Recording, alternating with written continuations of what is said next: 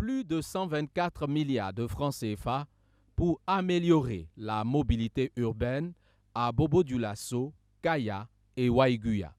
Selon la direction de la communication du ministère en charge des Transports,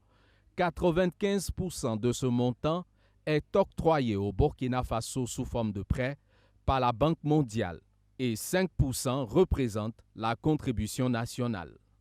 Le lancement officiel de ce projet intervenu le 17 février dernier à Bobo-Dioulasso va durer 5 ans, ajoute la même source.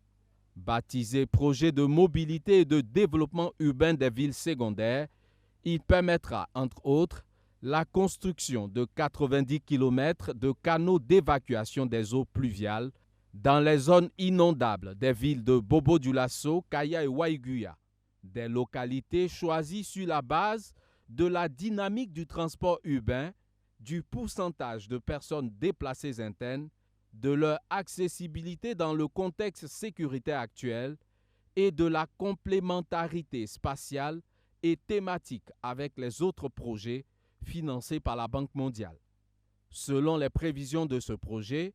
200 000 PDI, personnes déplacées internes, sur les 819 000 bénéficiaires directs, auront accès à des services de base améliorés et 300 000 autres personnes bénéficieront d'un meilleur accès aux opportunités économiques.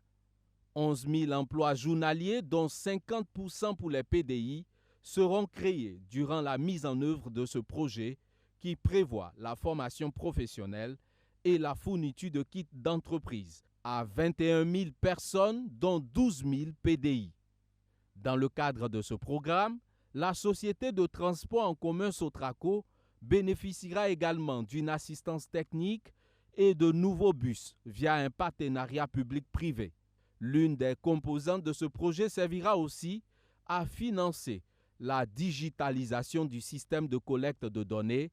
l'assistance technique pour les études et la réalisation des inspections et audits de sécurité routière.